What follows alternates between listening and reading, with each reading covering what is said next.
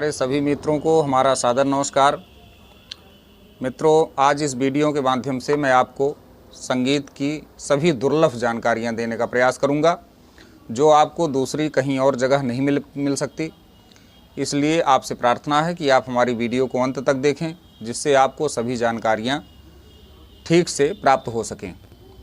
और आपसे हमारा प्रार्थना है कि अगर आपने हमारा चैनल सब्सक्राइब नहीं किया है तो कृपया जल्द से जल्द हमारा चैनल सब्सक्राइब कर लीजिए, जिससे आपको हारमोनियम सीखने में सरलता महसूस हो। बेल आइकन दबाना बिल्कुल ना भूलें, जिससे हमारी वीडियो हम जब भी अपलोड करें आपके पास तुरंत पहुंचे। और हमारी वीडियो अधिक से अधिक शेयर करें और लाइक करें। आइए मित्रों, आपको हम ले चलते हैं संगीत की उस जानकारी की तरफ जो इकट्ठी इतनी जानकारियां आपको कोई नहीं देगा। 10-12 मिनट की जो भी हमारी वीडियो होगी उसमें आपको हम आज पूरी जानकारी दे देंगे। ध्यान से देखिएगा और मन लगाकर हारमोनियम सीखने का प्रयास करिएगा। आइए हम आपको ले चलते हैं हारमोनियम तरफ। मित्रों, आपको इस बात की जानकारी नहीं होगी कि 10 तरह के ठात होते हैं। हमने उस दिन आपको बताया था अपने जो है तीसरी वीडियो में हारमोनियम सीखें, तीसरी वीडियो में हमने आपको बताया था कि थाट मीन्स महाराग। महाराग 10 तरह के होते हैं, जिसमें मेन लगभग जो है 70-80 राग होते हैं, 80-85 राग होते हैं मेन। और उस तरह के उपराग मिलाकर कुल मिलाकर 4484 राग होते हैं। इस महाथाट में 10 तरह के थाट में 4484 उपराग बने हैं। मित्रों, आपको ये पता नहीं होगा कि भारतीय संगीत में सरगम हमारा कैसे बजता है। आप देखिए, यहाँ से बजता है श रे ग म प ध नि सा। इस तरह से भारतीय संगीत में सरगम सारे गामा प ध नि सा बजता है। और आपको पता नहीं होगा कि पाश्चात्य संगीत में जो अंग्रेज़ लोग गाते हैं, अमेरिका या मान लीजिए इंग्लैंड, ब्रिटेन, वहाँ पे संगीत बजता है। संगीत तो हर जगह है, लेकिन वहाँ पे कौन सा सरगम गाया जाता है। आप ये देखिए, ये सा का बटन होता है हारमोनियम पे, इससे नीचे ये कोमल नी का बटन, ये नी का बटन होता है।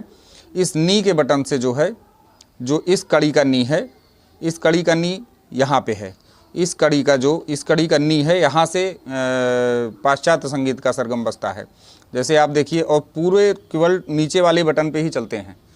देखिए, C D E F G A B,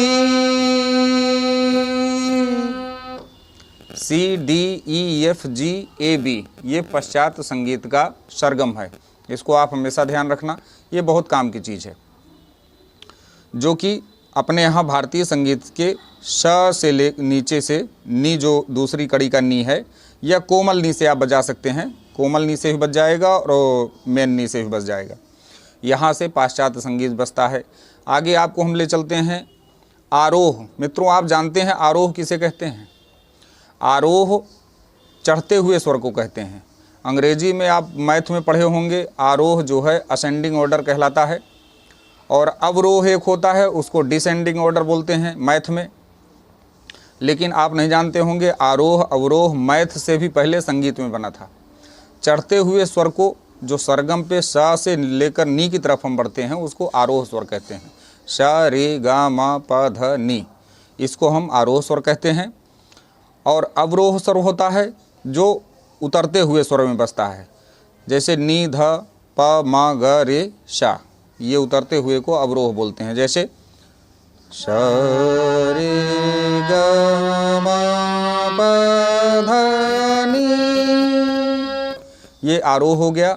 अब अवरोह कैसे होगा, नी ध प म ग रे सा, ये अवरोह होगा।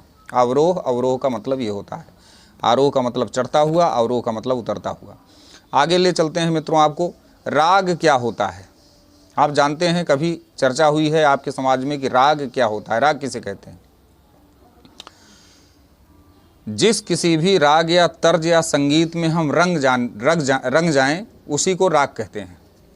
राग एक ऐसा शब्द है जिसको हम अपने जो है प्रसन्नता के लिए यूज करते हैं किसी भी संगीत में या किसी भी और चीज़ में हम रंग जाएं, उसी को राग बोलते हैं।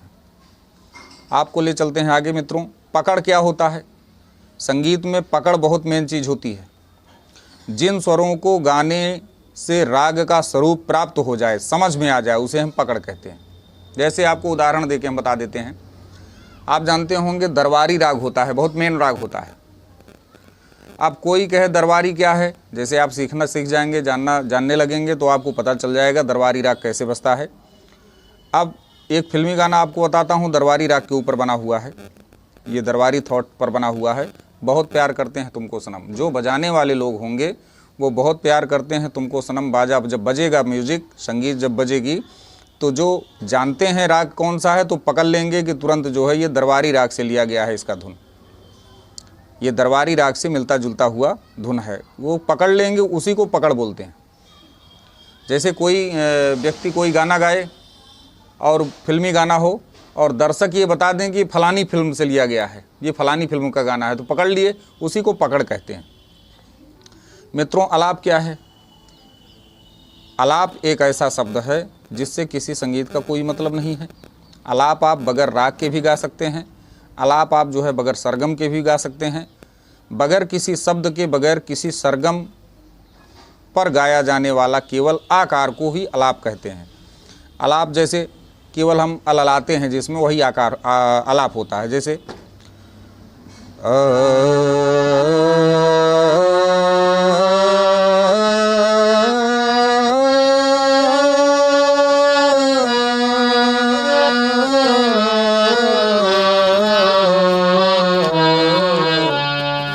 देखिए, इसमें किसी शब्द का, किसी सरगम का उपयोग नहीं हुआ, लेकिन धुन पूरी बज गई। यही आलाप होता है। आलाप बोलते हैं। आलाप भरिए पहले।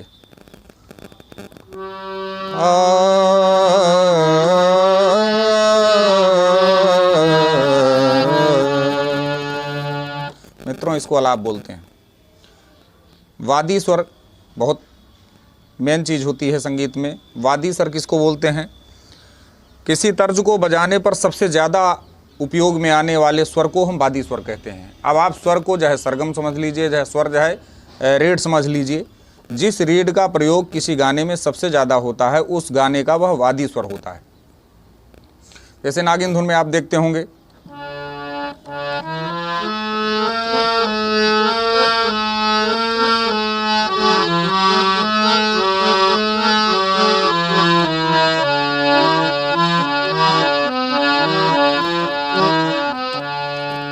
इसमें जी का और कोमल धा का प्रयोग बहुत ज़्यादा होता है, इसलिए इसका ये वादी स्वर है। समवादी स्वर किसको कहते हैं? समवादी स्वर का मतलब है कि वादी स्वर से सबसे ज़्यादा वादी स्वर का बजता है। वादी स्वर के बाद जो सबसे ज़्यादा बजने वाला सुर होता है उसको हम समवादी स्वर कहते हैं। एक होता है मित्रों संगीत में न्यासिक स्वर। स्वर में आलाप के समय थोड़ा लहराव देने की क्रिया को हम न्यासिक स्वर कहते हैं।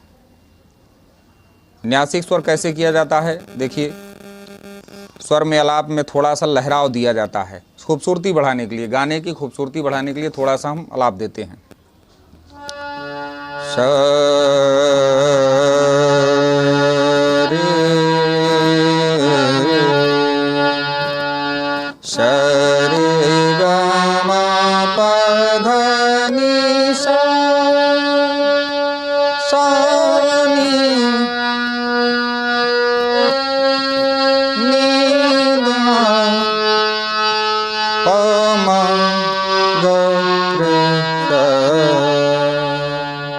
इसको बोलते हैं नासिक स्वर।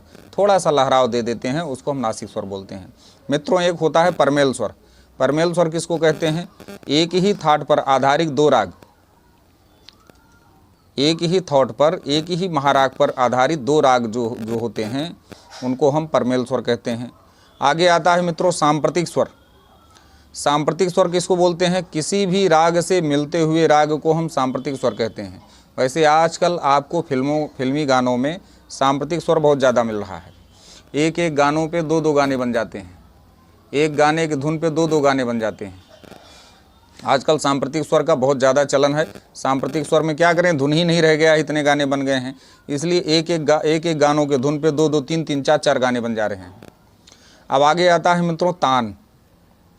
बगैर किसी सरगम को केवल साज पर बजाया जाने वाला राग जिससे समाज आनंदित हो उसको हम तान बोलते हैं।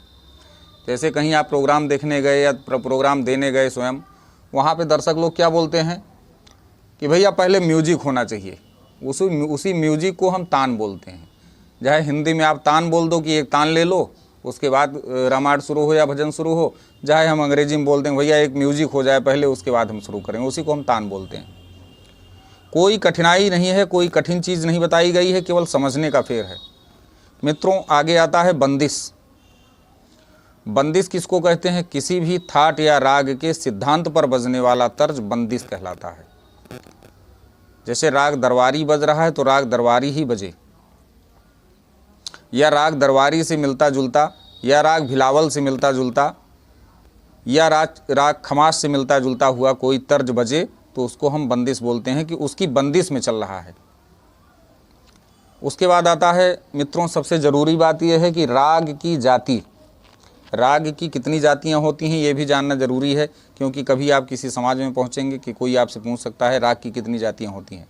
तो भारतीय संगीत में राग की 3 जातियां होती हैं। कौन कौन सी? पहला होता है संपूर्ण, दूसरा होता है साड़व और तीसरा होता है आड़व। इसमें बहुत फ़र्क होता है। संपूर्ण जो होता है उसमें चढ़ते हुए भी 7 स्वर और उतरते हुए भी 7 स्वर होते हैं।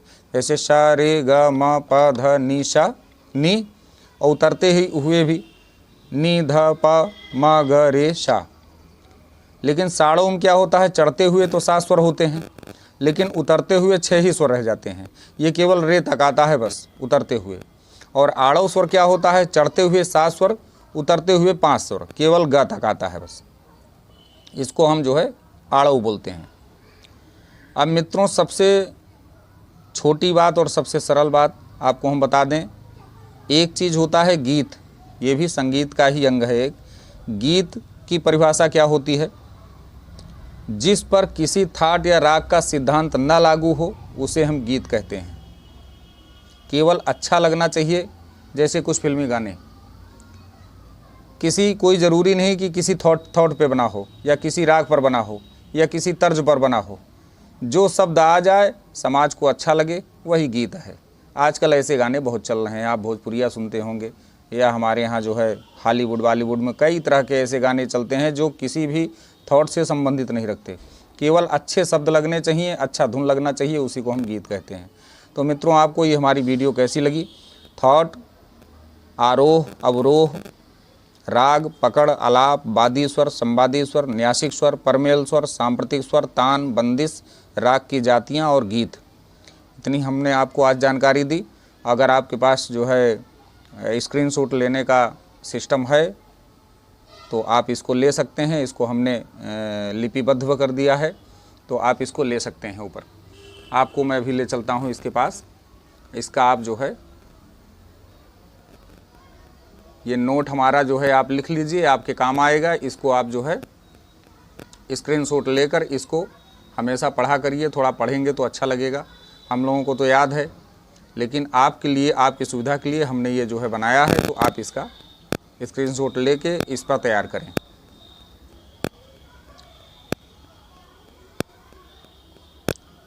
आगे की वीडियो में मित्रों हम आपको अच्छे अच्छे गानों पर म्यूज़िक बजाकर और उसके सिद्धांत बताकर उसको सिखाने का प्रयास करेंगे। और हो सकता है आप धीरे धीरे सीख जाएं और आगे चल के हमारा सम्मान करें, या और भी जिससे आप सीखते हैं उन गुरुओं का सम्मान करें। तो इसी के साथ हम आपसे आज इस वीडियो पर विदा लेते हैं। फिर से आपसे प्रार्थना है कि अगर आपने हमारा चैनल सब्सक्राइब नहीं किया है तो कृपया चैनल सब्सक्राइब कर लें। वीडियो को अंत तक देखें, बेल आइकन ज़रूर दबाएं और अपने मित्रों में अधिक से अधिक शेयर करें। धन्यवाद।